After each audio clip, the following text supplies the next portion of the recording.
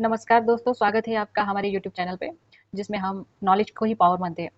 दोस्तों, आज हम पढ़ने जा रहे हैं इंग्लिश ग्रामर। किसी भी कॉम्पिटिटिव एग्जाम में पास होने के लिए या फिर स्कूल में पढ़ाई करने के लिए लैंग्वेजेस इंग्लिश लैंग्वेज में अगर आपको अच्छे मार्क्स लेने हैं, तो इंग्लिश ग्रामर का आना बहुत ज़रूरी है। इंग्लिश ग्रामर या इंग्लिश लैंग्वेज का कितना इंपॉर्टेंस है, ये बात आपको बताने की मुझे लगता है कोई ज़रूरत नहीं है, क्योंकि आज की दुनिया में इंग्लिश ही बहुत ही अहम कड़ी है आपके करियर को आगे ले जाने के लिए। तो यही बात समझते हुए हमने एक सीरीज शुरू की है ग्रामर की, जिसमें हम ग्रामर पढ़ने वाले हैं। बहुत ही बेसिक से हम ग्रामर जो है पढ़ने वाले हैं, बहुत ही तसल्ली से जो है वो हम ग्रामर पढ़ेंगे। तो जो भी स्टूडेंट्स हैं जिनको ग्रामर में प्रॉब्लम जाती है, तो उनको बहुत ही बेसिक नॉलेज हम यहाँ पे देने वाले हैं, ताकि देखिए अगर बेसिक आपका क्लियर ना हो तो आगे जो बहुत सारी चीज़ें होती है ग्रामर में, वो समझने में बहुत तकलीफ जाती है। इसलिए हम बेसिक से ही शुरू करने वाले हैं। इसलिए जो भी कॉम्पिटिटिव एग्जाम दे रहे हैं या फिर जो स्टूडेंट्स हैं, स्कूल के स्टूडेंट्स हैं या कॉलेज के, उन सब के लिए ये जो वीडियो है वो बहुत ही यूज़फुल रहने वाला है। तो जो वीडियो है वो देखिए, लाइक और शेयर ज़रूर कीजिएगा, क्योंकि वीडियो बनाने के लिए भी बहुत मेहनत लगती है। तो मैंने जो है वो ट्राई किया है आपको ज़्यादा से ज़्यादा बहुत ही सिंपल तरीके से जो ग्रामर है वो आपके पास जो है, आपके दिमाग में जो है वो रहे, इसलिए बहुत ही सिंपल चीज़ों को ध्यान में रख के ये जो वीडियो है, जो सीरीज़ है वो बनाई है। तो आशा करती हूँ ये आपको पसंद आएगी। तो चलिए अब हम थोड़ा ग्रामर के बारे में देखते हैं। तो सबसे पहले एक बात है कि जो सेंटेंस होता है, कोई भी सेंटेंस आपके सामने जब आता है, तो उसके भी कुछ पार्ट्स होते हैं। तो वो पार्ट्स जो है वो कौन-कौन से हैं, वो देखना चाहिए। जैसे एक हमने यहाँ पर लिया है सेंटेंस कि आई एम प्लेइंग, ये एक सेंटेंस है। तो इस सेंटेंस के जो है वो अलग-अलग पार्ट्स हैं। उसे समझना बहुत ही ज़रूरी है, क्योंकि अगर सेंटेंस के हम पार्ट्स नहीं समझेंगे, तो ग्रामर जो है बेशक हमें नहीं समझ में आएगा। तो चलिए जानते हैं हम कि ये जो सेंटेंस है वो बनता कैसे है। तो सबसे पहले लेटर्स आते हैं, लेटर्स से वर्ड्स बनते हैं और वर्ड्स से सेंटेंस बनता है। और इस सेंटेंस देखिए, इस सेंटेंस को फॉर्म करने के लिए सबसे ज़रूरी होता है ग्रामर। जी हाँ, हम अगर इस तरीक़े से देखें कि लेटर्स और लेटर्स से बन रहे वर्ड्स और वर्ड्स से बन रहे सब सेंटेंस, तो ऐसा हो सकता है कि मैं यहाँ का शब्द यहाँ लूँ, यहाँ का वर्ड्स यहाँ लूँ, ऐसा भी तो सेंटेंस बनता है ना। लेकिन सेंटेंस इसको नहीं बोलते। ये जो वर्ड्स है वो एक प्रॉपर वे से अगर आप रखेंगे, कायदे से अगर आप रखेंगे, तभी इसको सेंटेंस हम कहते हैं। तो क्या लेटर से बनते हैं वर्ड्स और वर्ड से बनता है सेंटेंस, और सेंटेंस बनाने के लिए ग्रामर जो है, ग्रामर के रूल्स जो है, रूल्स और रेगुलेशंस जो है वो फॉलो करने पड़ते हैं, तभी जाके आपका जो है वो सेंटेंस बनता है। तो यहाँ पर एक सेंटेंस दिया है और इस सेंटेंस को समझते हैं हम कि सेंटेंस यानी एक्चुअल में क्या होता है। तो सेंटेंस किसे कहते हैं दोस्तों? देखिए, a sentence is a group of word which makes a complete sense. A sentence has a subject and predicate. तो सेंटेंस किसे कहते हैं? सेंटेंस ग्रुप ऑफ वर्ड से जो आपको एक क्या देता है, कंप्लीट सेंस देता है, मतलब एक मीनिंग देता है। ऐसे नहीं कि कोई भी शब्द है कहीं भी रख दिए और आपका सेंटेंस तैयार हुआ, नहीं, वो आपको कंप्लीट सेंस देता है, तभी उसको हम क्या कहेंगे, सेंटेंस कहेंगे। तो जैसे आई एम प्लेइंग, आपको सेंस हो रहा है कि मैं खेल रहा हूँ। अगर मैं एम प्लेइंग आई ऐसे बोल दूँ तो आपको सेंस कोई भी नहीं मिलेगा। तो सेंटेंस उसे कहना है, उन वर्ड्स के वर्ड्स को कहना है कि जो आपको एक complete sense they. A group of words, word का ऐसा ग्रुप जो आपको कंप्लीट सेंस देता है, उससे कुछ अर्थ का आपको बोध होता है। तो इस सेंटेंस में भी कुछ चीज़ें बताई है कि उसमें एक सब्जेक्ट होता है और एक प्रेडिकेट होता है। तो वो भी हम जानते हैं कि सब्जेक्ट क्या होता है और प्रेडिकेट क्या होता है। तो देखिए, सेंटेंस जो है वो 2 चीज़ों से बना होता है, एक होता है सब्जेक्ट और एक होता है प्रेडिकेट। तो ये सब्जेक्ट क्या है और प्रेडिकेट क्या है, या ये भी हम समझ लेते हैं। देखिए, यहाँ पर आपको कुछ सेंटेंस दिए हैं। She asked me to go store, she asked me to go store. Sentence जो है ध्यान से पढ़ने चाहिए, क्योंकि आप सेंटेंस को ध्यान से पढ़ेंगे तो ही आपको समझ में आएगी ये जो चीज़ें मैं यहाँ पर एक्सप्लेन कर रही हूँ, ठीक है। तो she asked me to go to store, इसमें जो शी दिख रहा है आपको, वो है सब्जेक्ट, और शी को छोड़ के जितना भी ये बचा हुआ सब सेंटेंस है उसे बोलते हैं प्रेडिकेट। मतलब सब्जेक्ट छोड़ के जो भी कुछ है वहाँ पे वो है प्रेडिकेट। अब बाद में देखिए, I found the guard sleeping, मैंने ऐसे देखा कि वो जो गार्ड है वो सोया हुआ है। तो उसमें जो आई है वो है सब्जेक्ट, और इसको छोड़ के बाकी जो सेंटेंस का बचा हुआ हिस्सा है उसे हम कहेंगे प्रेडिकेट। तो वो अब हम ये तो जान चुके हैं कि एक सेंटेंस होता है, उसमें 2 पार्ट्स होते हैं, एक सब्जेक्ट होता है और एक प्रेडिकेट होता है। अब हम देखते हैं आगे कि सब्जेक्ट क्या है, ठीक है। तो देखिए, सब्जेक्ट वो होता है जो क्रिया करता है, ठीक है, उसे हम सब्जेक्ट कहते हैं। अभी हमने पिछले जो है सेंटेंस में देखा कि शी आस्क्ड मी, ओके, उसने मुझे पूछा। तो ये जो आस्क यानी पूछने की क्रिया जो है वो कौन कर रहा है? शी, ठीक है। पूछने की क्रिया कौन कर रहा है?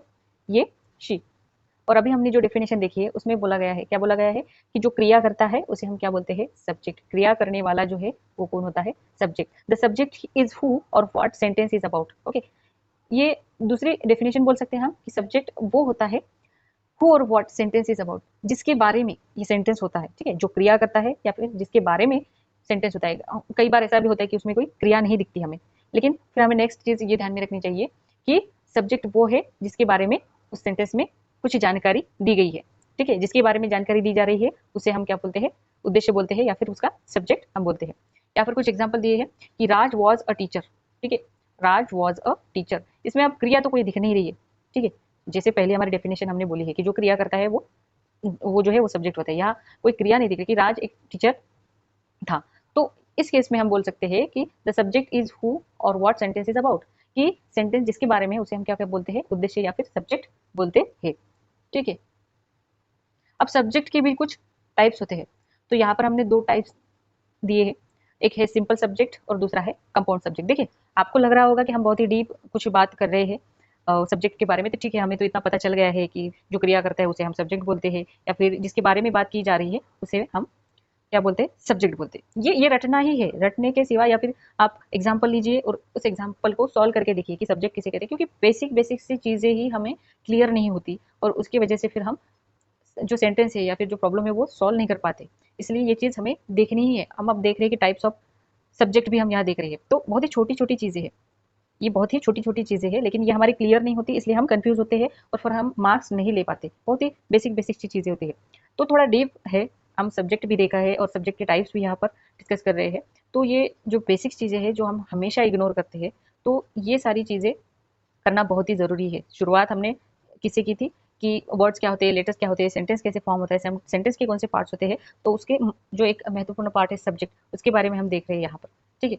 और सब्जेक्ट में भी हमने देखा कि जो क्रिया कर रहा है या फिर जिसके बारे में सेंटेंस में बात की जा रही है उसको हम बोलते हैं सब्जेक्ट। और सब्जेक्ट के कितने टाइप है, दो, ठीक है। और कौन से है वो, एक है सिंपल और दूसरा है कंपाउंड। कौन से टाइप है, एक है सिंपल और दूसरा है, एग्जाम में आपको ऐसे पूछने वाले नहीं है, ठीक है, किसी भी एग्जाम में आपको ये नहीं पूछेंगे कि सेंटेंस जो सब्जेक्ट है उसके टाइप बता दो कि कौन कौन से है, नहीं, ऐसा सवाल नहीं आएगा। लेकिन आपको अगर ऐसा कोई सेंटेंस आ रहा है तो उस वक्त आपको ये समझ में आना चाहिए कि सिंपल सब्जेक्ट है या फिर कंपाउंड सब्जेक्ट, क्या कंसेप्ट है, या फिर ऐसे भी कोई सब्जेक्ट हो सकता है, इसलिए थोड़ी आइडिया क्लियर होना बहुत जरूरी है, ठीक है। तो चलिए आगे चलते हैं हम। सिंपल सब्जेक्ट क्या बोलते हैं, a single noun or pronoun that acts as a subject of a sentence. A simple noun or pronoun, okay, that acts as a subject of a sentence, मतलब कोई भी नाउन हो, ठीक है, रमेश, राहुल, राम, या फिर ही शी इट प्रोनाउन हो कोई, ऐसा सिंपल कोई नाम या प्रोनाउन हो और वो एक्ट कर रहा है कैसे, एज अ सब्जेक्ट, तो उसे बोलेंगे हम सिंपल सब्जेक्ट। जो हम जो सेंटेंसेस देखते हैं, ज्यादातर सेंटेंस में ऐसे सिंपल सब्जेक्ट ही हम देखते हैं, जो भी हम लिखते हैं तब हमें ज्यादा से ज्यादा सिंपल सब्जेक्ट ही देखने को मिलते हैं। जैसे the cat ran down the road, तो यहाँ पे ये दिए है, ओके, तो ये सिंपल सब्जेक्ट है। रैन कौन कर रही है, द कैट, ओके, तो ये हुआ सिंपल सब्जेक्ट। और शी इज प्लेइंग देयर, तो उसमें शी जो है वो क्या है, सिंपल सब्जेक्ट है, ठीक है। अब देखते हैं हम कंपाउंड, ओके, कंपाउंड सब्जेक्ट किसे कहते हैं वो देखते हैं हम, okay, a subject that contain more than one noun and may also include conjunction and pronoun, ठीक है। तो ऐसे सब्जेक्ट जो मोर देन वन नाउन, एक से ज्यादा नाउन और कंजंक्शन एंड प्रोनाउन, इनको भी अपने साथ इंक्लूड करते हैं, तब हम इसे बोलेंगे कि ये कौन सा सब्जेक्ट है, कंपाउंड सब्जेक्ट। देखिए यहाँ पर हमने एग्जाम्पल भी एक दिया हुआ है, ठीक है, the cat and the dogs, okay. अब यहाँ पर हमने लिए था कंपैरिजन, अगर हम करें ना तो बहुत ही ईजी जाता है स्टडी करना, ठीक है। कंपैरिजन अगर हम करेंगे ना तो बहुत ईजी होता है चीज़ों को समझना। यहाँ पर हमने बोला था the cat, okay, the cat ran down the road, और यहाँ पे हम बोल रहे हैं the cat and the dogs, और डेफिनेशन में भी दिया है कि मोर देन, है ना, एक से ज़्यादा नाउन हो और उसी के साथ उनको जोड़ने वाला कंजंक्शन हो या प्रोनाउन हो, नाउन या प्रोनाउन को कंजंक्शन अगर जोड़ रहा है, ठीक है, तो उसे बोलेंगे हम कंपाउंड सब्जेक्ट। यहाँ कैट भी है और डॉग भी है, ठीक है, ये कैट एक नाउन हुआ और ये एक दूसरा नाउन हुआ, और उसको किससे जोड़ा गया है, कंजंक्शन जो है वो कौन सा है, एंड है, तो इन दोनों सब्जेक्ट को एंड से जोड़ा गया है, इसीलिए इसे बोलते हैं कंपाउंड सब्जेक्ट। कौन सा सब्जेक्ट बोलते हैं, कंपाउंड सब्जेक्ट, ठीक है। तो कंफ्यूज नहीं होना है, हम हो जाते हैं ना, अब क्या करें, यहाँ तो कैट भी आया, ये कैट तो फिर भी ये वाली कैट हमें समझ जाएगी, लेकिन ऐसा जब कुछ आता है ना बहुत ही बड़ा, कैट भी है और यहाँ डॉग भी है, अब क्या करें, हमने तो कभी देखा नहीं, हमने तो यही सब्जेक्ट देखा, इस प्रकार के सब्जेक्ट तो हमने देखे नहीं है, तो हम कंफ्यूज हो जाते हैं। तो ये कंफ्यूजन ना रहे इसलिए हम सब्जेक्ट को थोड़ा डीप में डिटेल में जान रहे हैं, क्योंकि आपको कॉम्पिटिटिव एग्जाम अगर आप दे रहे हैं तो अलग अलग से सवाल आते हैं। जैसे कोई सेंटेंस दिया है, ठीक है, अलग अलग सेंटेंस दिया, इसमें कौन सा एरर है वो बताओ, या फिर इसका कौन सा पार्ट दिया है, ए बी सी डी, ठीक है, ए बी सी डी ऐसे पार्ट दिए जाते हैं, और आपको बताना होता है कि कौन सा जो पार्ट है वो सही नहीं है, या फिर इस स्ट्रक्चर में कौन सी जो स्ट्रक्चर है इस सेंटेंस का वो गलत है। तो इन सारी चीज़ों को जानने के लिए हमें जो बेसिक्स चीज़ें होती है या फिर जो कंसेप्ट होती है वो क्लियर होना बहुत ज़रूरी होता है। इसलिए जो है वो हम ये सारी चीज़ें देख रहे हैं आज, ठीक है। तो समझ में आई चीज़, सब्जेक्ट किसे बोलते हैं, सब्जेक्ट के टाइप्स कौन कौन से। आगे चलते हैं, चलिए। और एक चीज़ है कि बहुत हमारी ये भी धारणा होती है कि सब्जेक्ट है, सब्जेक्ट तो कहाँ रहता है ना। हमें एक फार्मूला मालूम होता है कि subject plus verb plus object बन गया हमारा सेंटेंस इंग्लिश का, ठीक है। तो ये धारणा है कि सब्जेक्ट तो आगे ही रहता है, नहीं। बहुत सी केसेस में ऐसा भी होता है कि वाक्य को और ज़्यादा इफेक्टिव बनाने के लिए, ठीक है, वाक्य को सेंटेंस को और ज़्यादा इफेक्टिव बनाने के लिए एंड में जो है वो सब्जेक्ट लिया जाता है।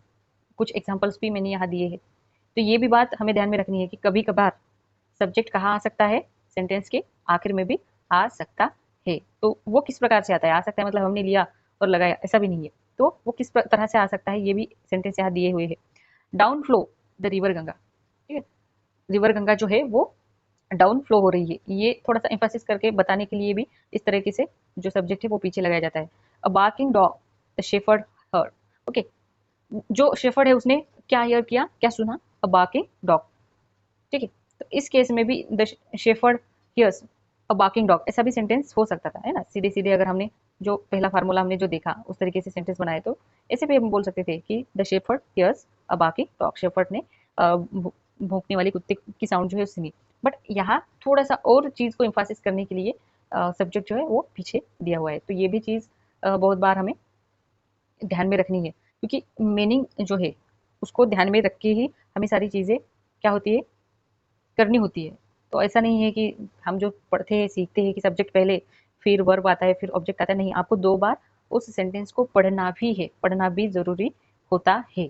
इतने सारे रूल्स है और ग्रामर में तो बहुत ज़्यादा है, लेकिन आपको वो मीनिंग समझ के, यहाँ भी कुछ सेंटेंस दिए हैं, सेंटेंस को 2-4 बार पढ़िए, क्या बोल रहा है वो, जो रूल है वो दिया हुआ रूल और सेंटेंस क्या बोल रहा है, इसके साथ थोड़ा सा कनेक्शन आपको बनाना पड़ेगा, क्योंकि 1-2 रूल तो नहीं है, बहुत सारे रूल्स है। तो समझने के लिए थोड़ा कनेक्शन डेवलप करना भी ज़रूरी होता है, ठीक है।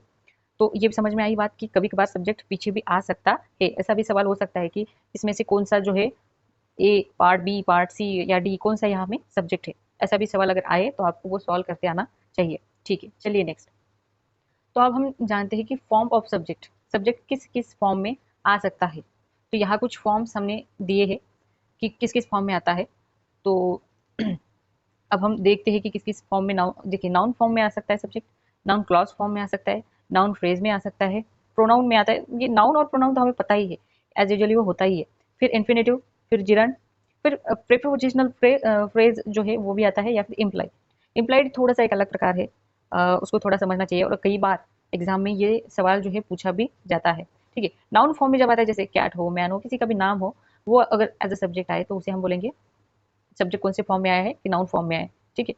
अब दूसरा फॉर्म जो है वो नाउन क्लॉज है, ओके। नाउन क्लॉज मतलब अब एक कंसेप्ट है क्लॉज और फ्रेज की, वो थोड़ी हम अगर समझ लेते हैं तो मेरे ख्याल से थोड़ा ईजी जाएगा हमें समझना।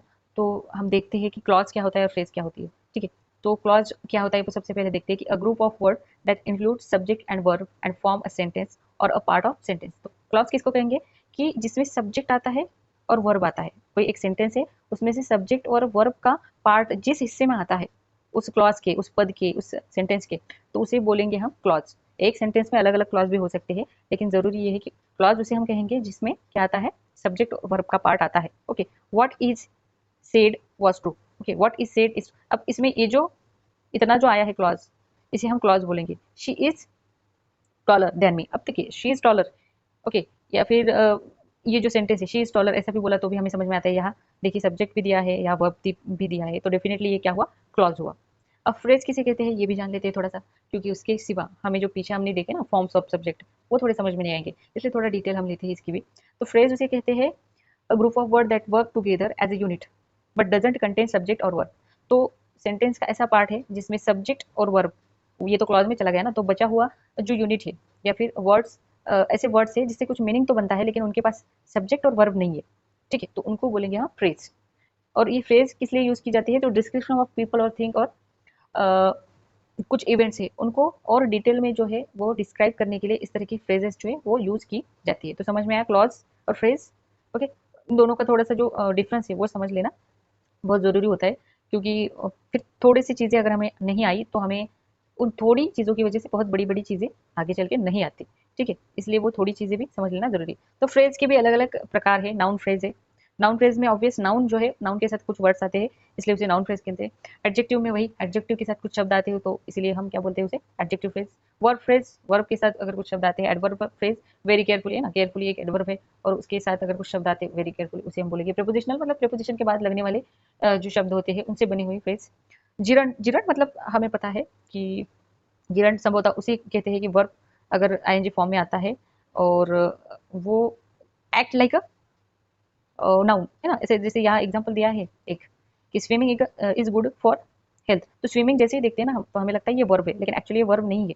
ठीक है, ये नाउन की तरह यहाँ पर काम कर रहा है।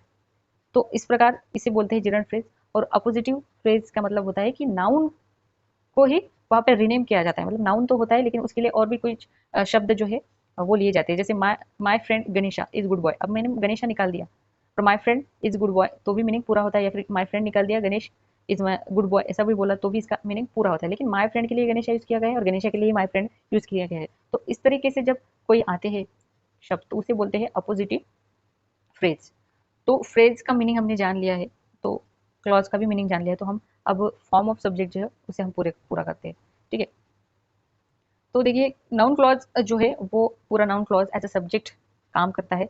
तब हम उसे बोलेंगे कि सब्जेक्ट कौन से फॉर्म में आया है, नाउन क्लॉज के फॉर्म में आया है ना। यहाँ हम देखते हैं कि what we found was great. Okay, what we found, what we जो हमें मिला वो बहुत ही ग्रेट था, ऐसा बोलना है। उसके बाद नाउन फ्रेज, नाउन क्लॉज हम तब कहेंगे जब क्लॉज हम किसे कहते हैं, बेसिकली हमने सीखा कि उसके पास सब्जेक्ट भी होता है और वर्ब भी होता है। और फ्रेज हम कब बोलते हैं, जब आपके पास ये दोनों भी नहीं होते, सब्जेक्ट नहीं होता और आपके पास वर्ब भी नहीं होता, लेकिन कुछ मीनिंगफुल शब्द होते हैं, है ना। To see the sun is pleasant ना, to see the sun is pleasant. तो यहाँ भी ये जो सब्जेक्ट है वो किस तरह काम कर रहा है, एज अ नाउन फ्रेज।